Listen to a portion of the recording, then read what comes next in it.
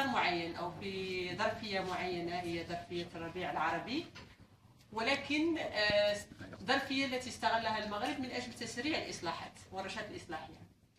ومن 2011 الى اليوم انتم عشتوا هذه الفتره السياسيه اللي كانت يمكن جد اجد يعني متحركه كثير، ولكن كان الحمد لله الانجازات قويه، والانجازات تمت عبر تطبيق دستور 2011 تقريبا. جميع يعني ما جاء به الدستور او اغلبيه ما جاء به الدستور تم تطبيقه في نوع من الجو السياسي الذي تعرفونه، ولكن بقى جو مستقر. وهذا الحزب اللي انتم عنده اليوم لعب دور كبير في استقرار الجو السياسي، في تحقيق الانجازات التي توصل اليها او وصل اليها المغرب الى حد الان. هذه السنوات الاخيره منذ 3 سنوات انتم شفتوا ديناميه كبيره على المستوى الاقتصادي، ديناميه كبيره على المستوى المالي، لا اريد ان اقول ديناميه كبيره على المستوى الدبلوماسي، ولكن كانت ديناميه كبيره. بالاكثر من ذلك كان تغيير في المنهجيه الدبلوماسيه تحت القياده الساميه لصاحب الجلاله الذي ارتأى اننا دخلنا في فتره جديده، وانه لابد ايضا ان نرفع من مستوى تواجدنا الدبلوماسي، وايضا يعني نعطي طريق جديد لهذه الدبلوماسيه. اقول ايضا مرحله حاسمه كما قلت لكم، لانه نريد التسريع بالاصلاحات، ولكن اكثر من ذلك نريد ان نقاوم ما سميته بالفساد اللي هو كاين. واليوم يمكن مكتسب الاكبر هو انه الجميع اصبح يرى يعني هناك نوع من الوعي على المستوى الوطني والصحراء خصوصا، لان كاين حنا عايشين في الجهات الثلاث وعارفين اش واقع. ويمكن هذا الفساد مع الاسف هو اللي ايضا ساهم في خلق ما يسمى بالفسادين الداخل، وهو يعني نوع منها او شريحه من الناس اللي ما كنا كنعرفوا هذه 10 سنوات لم تكن يعني حاضره في المجتمع، وكلمه جديده اللي دخلت مع في يعني اللغه المستعمله حاليا اللي هي الفصاليه الداخل. وسبب هذا التواجد من اسباب هذا التواجد مع الاسف هو الفساد. لذلك اقول مرحله حاسمه، لانه قمنا وما زلنا نقوم كما شفتوا المجهودات اللي قامت بها الدوله المغربيه اللي قاموا بها الاحزاب اليوم من اجل تنظيف الساحه السياسيه شيئا ما، ولكن هذا الشيء صعيب لان كيفما كانت القوانين يعني يمكن تقراوا القانون وغادي نشوفوا بان القانون الخريطه السياسيه غدا. اتاسف لان كنشوف بانه في بعض الاحيان ليس هناك تغيير كبير، ليست هناك وجوه جديده، بل هناك ناس اللي معروفين والناس اللي عندهم ماضي واللي يمكن مع الاسف ضروا اكثر من اللي صلحوا. ولذلك لابد من نخبه سياسيه نظيفه. اكثر من ذلك انتم شفتوا الجهويه المتقدمه اللي انخرطت فيها المغرب. معنى هذا ان صلاحيات المنتخبات والمنتخبون هي كل يوم اصبحت تكبر. يعني كنا قبل كنقولوا الدوله الكاتب العام العامل وكذا، اليوم لا، اليوم كل شيء في يد المنتخبين.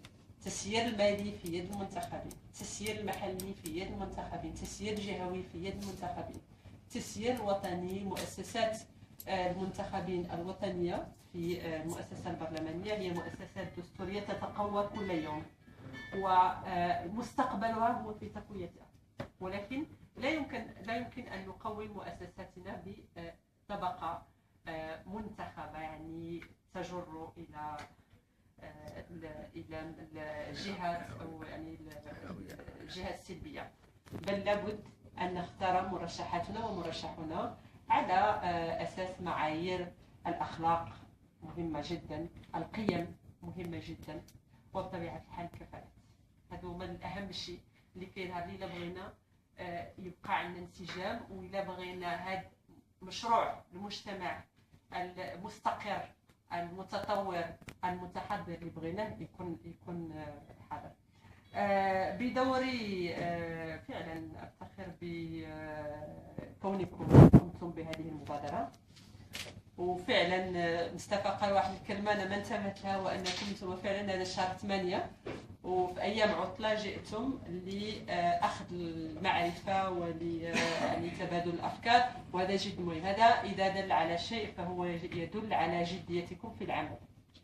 واللي بغات الوقت اليوم، أنا ذاك النهار قلت لكم اليوم الدبلوماسية هي الدبلوماسية الموازية، هي الأكثر فعالية أكثر من الدبلوماسية الرسمية، لأنها دبلوماسية الشعوب ولغة الشعوب. ولكن الدبلوماسية الموازية حتى هي عندها قيمها وعندها يعني مبادئها. والمبدأ الأول هو الجدية. ما يكذب عليكم حد، كاين جمعيات في المغرب، ولكن الجدية مع الأسف في بعض الأحيان تنقص. معناه بأنه المصداقية والجدية، ملي كتكون المصداقية والجدية ناقصة، إذا حتى فعالية العمل الجمعوي، يعني قدرة الجمعية أو أعضاء الجمعية على قناعة الآخر أو إقناع الآخر كتبقى محدودة جدا، ضعيفة، بل أكثر من ذلك يمكن تمس وتضر بالقضية الوطنية أكثر من مسألة أخرى. لذلك كنقول لكم يعني كملوا في العمل اللي بديتوه، ولكن ما تنسوا أنكم خاصكم تبقوا دائما تبقى عندكم هذا رأس المال الكبير اللي هو المصداقية. هذا هو رأس مال جمعية اللي بغات تبقى مستمرة واللي بغات تنجح وتكبر، هو المصداقية. مصداقيتها في العمل، مصداقية عملكم هي اللي تكون مصداقية طريقة ترافعكم. هذه هي أهم شيء نقولها لكم. النقطة الأخرى اللي بغيت نقول لكم هي أنه فعلا الأخ إبراهيم تكلم في الأول، تكلمت على مسألة أيضا الانفصاليين الداخل. أنا كنت سمعتك وكنفكر كنتكلموا على الدبلوماسية، ولكن أيضا عندكم أنتم اليوم في الحقيقة عندكم مسؤوليتين، مسؤولية داخلية ومسؤولية خارجية. المسؤولية الداخلية هي الحد من مد هذا الانفصاليين الداخليين.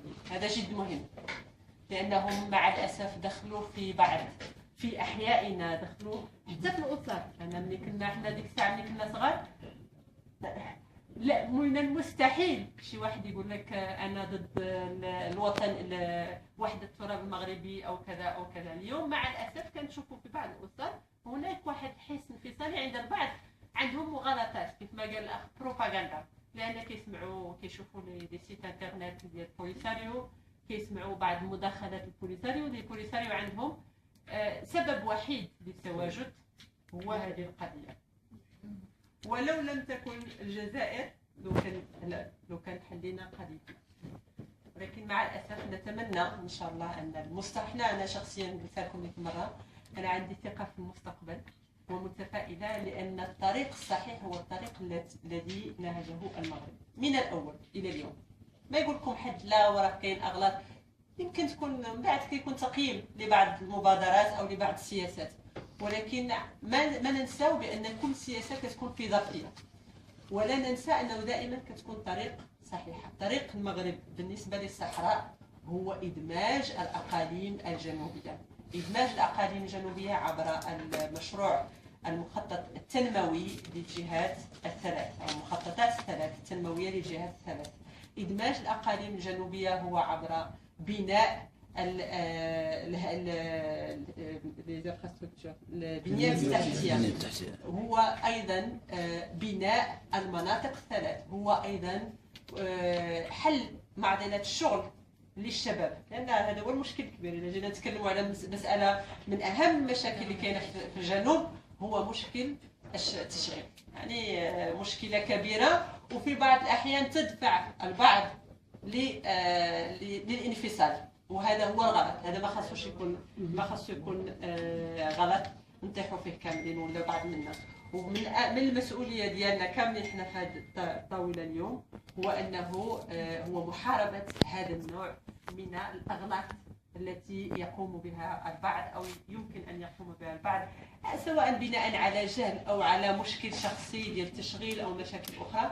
ولكن ايضا من مسؤوليتنا اننا نناضل من اجل الدفع بهذه البرامج التنمويه، بهذه النماذج التنمويه، بالدفع بمناطقنا هنا كاين ايضا المجهودات الشخصيه، كاين مجهودات الدوله لابد منها، ولابد ان نطالب بالدوله بمجهوداتها، لابد ايضا ان نطالب الناخبين او المنتخبين بان يدافعوا علينا احسن دفاع، ولكن ايضا هناك مجهودات شخصيه. هناك تعطيني الفرصه نتكلم على اخ معنا اليوم حاضر، هو من العيون، الاخ احمد بوداود، هو شاب من مدينه العيون. انا شخصيا طبيعه الحال انتم كتعرفوا الناس ديال الصحراء شي كيعرفش الحمد لله، ولكن اكتشفته علاه، لان بالنسبه لي من طاقات الشابه الصحراويه اللي اعتمدت على نفسها باش دير لنفسها راسها كيف ما كيقول، معنى انه الحمد لله اشتغل، درس وحاول ان يشتغل واشتغل، واكثر من ذلك اليوم كيقوم بمبادرات في قطاعات جديده، منها قطاع الطاقات الجديده، وحده خدام ولكن الحمد لله. يعني انا بالنسبه لي مفخره لي كما قلت لك، ولكن فعلا بالنسبه لي مفخره لي. وايضا بالنسبه لي نموذج لشاب صحراوي ناجح، اللي الحمد لله ما عاونوا حد، ماشي شي حد اللي، ولكن عنده افكار وعنده طريقه تفكير جد منطقيه، وعنده ايضا طموحات، وعنده يعني رؤيه للمستقبل. وهذا اللي خصنا نكونوا كاملين ندفعوا في هذه النماذج ان شاء الله، هي اللي تكون حاضره اكثر فاكثر، وكل ما يكون عندنا نموذج ناجح ندفعوا به، نتضامنوا معاه، ونمشوا نحاولوا ايضا نخلقوا نماذج اخرى. النقطه الاخيره اللي بغيت نقول لكم باش ما نطول عليكم، لان عرفتكم انتم النهار كامل وانتم في لقاءات، هي بالنسبه لي تكلمتوا ايضا على دوركم على المستوى الخارجي. بطبيعه الحال انتم لكم دور كبير، سواء عبر الشبكات الالكترونيه، لان هنا ايضا نرى ان هناك غياب لصوت المغربي الصحراوي في عدد من الشبكات الالكترونيه. هناك يكون واحد النوع من يعني تواجد الاخر، تواجد الطرف الاخر او الخصوم، تواجد اكثر على الشبكات الالكترونيه، وهذا ما كيحتاج اي يعني استثمار مالي ولا شيء، كيحتاج نوع من التفكير ونوع من المبادرات الصحيحه. ما كيحتاج حد، وما يبقى حد كيقول انا لا كنحالهم يدقوا عليا ويقولوا لي اجي انت تعاون وجي، لا بالعكس، مبادرات مبادرات مبادرات. اذا ما عرفوكم الناس خاصكم تعرفوا براسكم، اذا ما جاوكم الناس خاصكم تمشوا عندهم. اللقاءات برا عطا الله، حنا كندفعوا بالناس اللي كنعرفوهم واللي كنشوفوهم واللي كيجوا عندنا. بعض المرات كيجوا عندنا ناس ما كنعرفوهم ولكن كيعرفوا براسهم، ملي كيعرفوا براسهم كندفعوا بهم. ماشي غير وزاره الخارجيه، وزاره الخارجيه وايضا يعني السلطات المحليه والسلطات السلطات المختصه اللي نتوما كتعرفوها بلا ما نذكرها. لذلك على هذا المستوى نحن منفتحون. النقطه الاخيره اللي بغيت نقول لكم، قلتها لكم ذاك المره، أريد أن أطمئنكم. الحمد لله اللي كيقول بأن القضية الوطنية ما هي ماشية في المسار الصحيح غلط. المغرب كيف ما قلت لكم اليوم وجاء في خطاب صاحب الجلالة الأخير، هو أنه اختار يعني موقف الصرامة، لأن كان في بعض الأحيان تعامل شوي سلس مع القضيه. يعني كنا لان عندنا الحمد لله المغرب من الدول اللي دائما كانت منفتحه على الخارج، منفتحه على الدول الاخرى. لا، المغرب من على اساس مبادئ المغربيه وعلى اساس مرجعيات المغرب دائما كان بلد منفتح على العالم وعلى الاخر. والمغرب اختار، ملي كنقول لكم اختار الطريق الصحيح اللي هو اختيار الحل السياسي المتوافق عليه. هذا هو الحل الذي اختاره المغرب. وفي اطار هذا الحل السياسي النقطه الاولى هي ادماج المناطق الجنوبيه وادماج الساكنه الجنوبيه، اعتبارا انه فعلا قالها يونس قبل مني انه مسار الاستقلال المغرب كان مسار تدريجي. وما ننساو بانه ما بين 56 استقلال المغرب من الاستعمار او من الحمايه الفرنسيه و 75 راه تقريبا 20 سنه. ولكن الحمد لله نفتخر بما وصلت اليه الاقاليم الجنوبيه، خصوصا على مستوى البنيات التحتيه. ونقول لكم اذا سافرتوا مشيتوا شوي، نزلتوا شوي لتحت، راه كتشوفوا اش كاين. هي المقارنه ليست هناك مقارنه. وإلا مشيتم اللي يتكلم الاخ على امريكا اللاتينيه وعلى في بعض الدول الاخرى راه كنشوفوا الفرق. الحمد لله عندنا بلد مستقر، بلد له رؤيه كيف ما قلت لكم، وبلد يشتغل على الادماج. فيما يخص الملفات الدوليه نشتغل عليها ايضا بكل الحمد لله. كيظهر لي هناك تريث في التعامل معها، ولكن ايضا صرامه بما فيها. تكلمت على ازمه الامم المتحده وكانت منتظره، لانه ذاك النهار الازمات بدات منذ ان اقترح المغرب مقترح الحكم الذاتي، لانه المغرب دخل في الاول قالوا الحل السياسي. المغرب هو اللي اقترح الاستفتاء، من بعد الامم المتحده قالت بانه يستحيل تحقيق الاستفتاء نظرا لعده اسباب. بعد طلب من اعضاء النزاع ان يقوموا باقتراح في اطار حل سياسي متوافق عليه. الحل الوحيد المقترح هو حل الحكم الذاتي، وكيف ما قلت لكم كانت سياسه واضحه للخصوم من اجل تهميش هذا الحكم الذاتي. الضرب في حقوق الانسان، ضرب في الثروات الطبيعيه، واخر ضربه كنا ننتظرها هي هذه ديال العام للامم المتحده. لذلك كانت رده فعل المغرب رده جد صارمه، لان ما كان عندنا امكانيه التعامل مع مع هذه الازمه المفتعله بشكل اخر. ولكن الحمد لله اليوم راه عطات حيث انه نتائج تعاملنا مع هذه القضيه بعد بحكمه، وراكم شفتوا الحمد لله التوترات هدأت الامور واختفت هذه التوترات. الامم المتحده اليوم ومجلس الامن يعرف جديه المغرب في التعامل مع عدد من المواقف. هذاك ما كانش غير موقف رده فعل التي ليس لديها اساس، بل بالعكس كانت رده فعل جد منطقيه واقتنع بها الجميع. واليوم الحمد لله نشتغل في جو من الهدوء والحكمه مع الامم المتحده على جميع المستويات. انتم شفتوا اكثر من ذلك لما ذهبت السلطات المغربيه لتنظيف جهه القرقرات، تم الضرب في المغرب بانه مستعمر، في حين انها منطقه مع الاسف في غياب القوات المغربيه، وايضا كنا كنحاولوا نهدنوا الامور. اصبحت منطقه ديال التهريب. واش هاد الناس بغاو التهريب؟ اي نموذج اختاره البوليساريو واختارته الدوله المزعومه، هل هو نموذج تهريب؟ وهو نموذج تهريب، هما اللي اختاروه. يقولون هذه المنطقه ما تقربوا لها قرقرات فيها التهريب، كيقول لك ما تمشوا تمسوا الثروات الطبيعيه، في حين ان اغلبيه ملي كنتكلموا على الثروات الطبيعيه وصاحب الجلاله قالها في الخطابات ديالو، وانه يتحدثون عن استغلال الثروات الطبيعيه. واش المغرب كيقتل الناس في الصحراء؟ واش المغرب مشى الحكومه المغربيه ديال المركز مشات للصحراء وشدت البترول ديال الصحراء وباعته ولا هذا كذب في كذب، بل بالعكس. تنمية المناطق الجنوبية تتم عبر استثمارات الدولة خاصة، وتتم عبر مالية الدولة التي تمشي من المركز. هذه الأولى. النقطة الثانية ملي كيتكلموا على الثروات، على أي ثروات كيتكلموا؟ على السمك.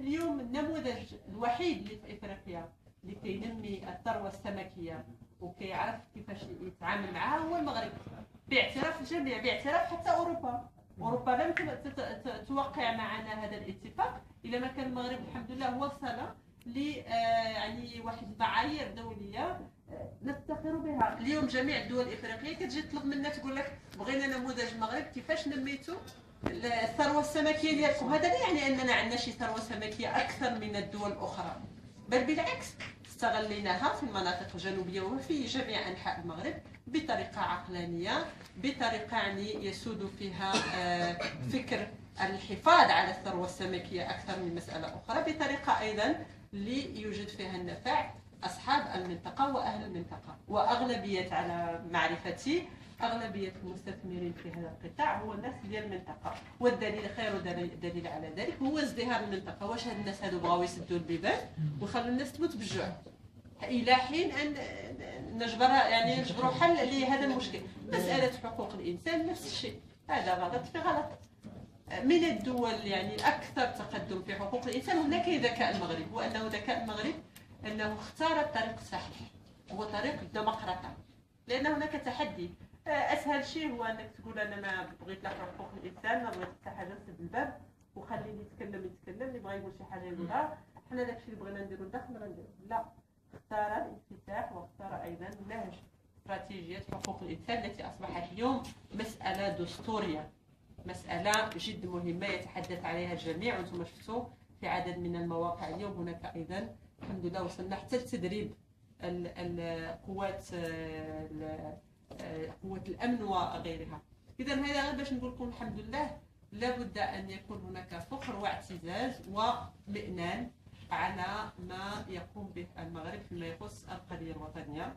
لابد أن يكون هناك أيضا إشراك الجميع، وإشراككم أولا في الدفاع عن مصداقية القضية الوطنية كيف ما قلت. أولا عبر التجنيد الداخلي ضد الفساد وضد أيضا جميع أنواع يعني الفساد أو التسيير الغير إيجابي. ولا بد أن يكون هناك مبادرات خارجية يمكن تقوموا بها وحدكم، ولا يعني تتطلب أي مجهود مالي أو غيره. وأيضا مبادرات خارجية باللقاء مع الآخرين. آخر كلمة أقولها هي أنه المرة الأخيرة قلت لكم نتمنى إن شاء الله في يعني الطوابع